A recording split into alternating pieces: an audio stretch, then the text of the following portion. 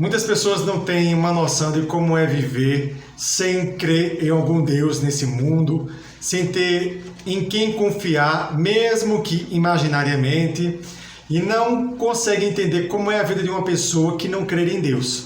Nesse vídeo eu vou falar a respeito de como é a vida após a descoberta do ateísmo.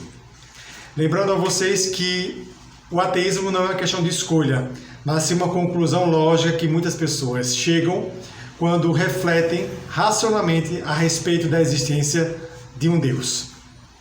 Portanto, acompanhe esse vídeo.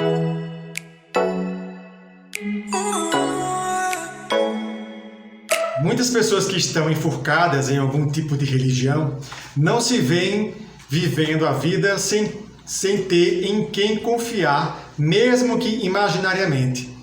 Tem nessa imaginação e nesses pensamentos que eles chamam por meio da fé, que nada mais é do que você imaginar alguma coisa e crer na sua existência, e que dessa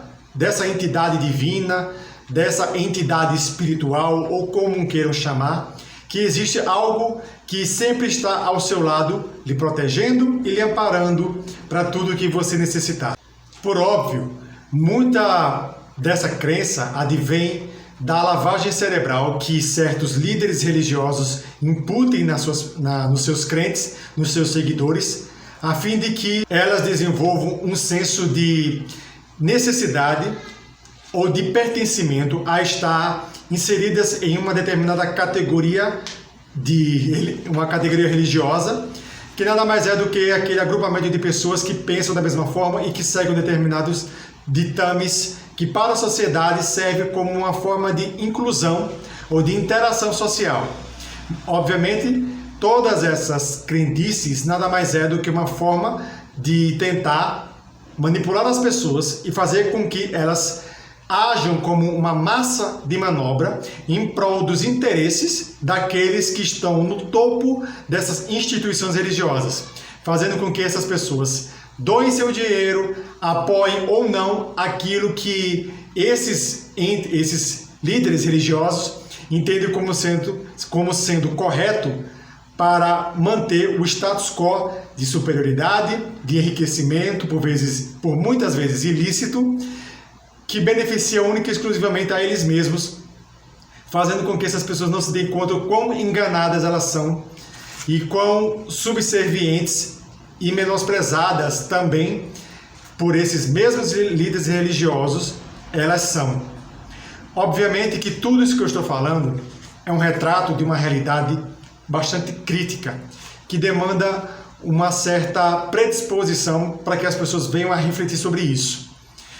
Todas essas formas de manipulação das pessoas pelas religiões visam tão exclusivamente a fazer com que essas pessoas que também não creem em Deus, para fazer com que elas ajam de modo a incutir nas pessoas esse senso de pertencimento, esse senso de necessidade de crer naquilo que elas estão inventando. Em outras palavras, o primeiro grande choque que as pessoas têm ao descobrirem o ateísmo, a se darem conta que nesse mundo não existe nenhum Deus, é aquela sensação de desconfiança com todas as outras pessoas que creem em algum Deus e que por ele desprendem seu tempo, seu dinheiro e outras coisas mais até pessoais para, de uma certa forma, salvaguardar e tentar justificar essa inexistência de algo que não se sustenta apenas pela crença, apenas pela ideologia que essas pessoas têm. É interessante ressaltar que mesmo que essas pessoas, que por diversas vertentes e diversas formas demonstram não ser de confiança, há quem ainda continue confiando e crendo na existência de um Deus, com base em um conforto psicológico de ter alguém ou algo sobrenatural que esteja acima de tudo e de todos, ao menos psicologicamente, e que pode e vai amparar essas pessoas em algum momento em que elas, porventura, se depararem e não conseguirem resolver, ou não tiverem recursos para isso, ou não tiverem a quem pedir socorro. Então, é uma forma de autoenganação psicológica que as pessoas têm, de uma forma a crer em algo que mesmo elas sabendo que se ficarem na inércia, mesmo sabendo que se elas não fizerem algo por si próprias para se salvaguardar, para se proteger, elas não terão absolutamente nada. Mesmo assim, elas tentam, com base numa fé forçada ou numa imaginação coagida, autocoagedora, digamos assim, que ela se auto-impute a necessidade de crer em alguma coisa.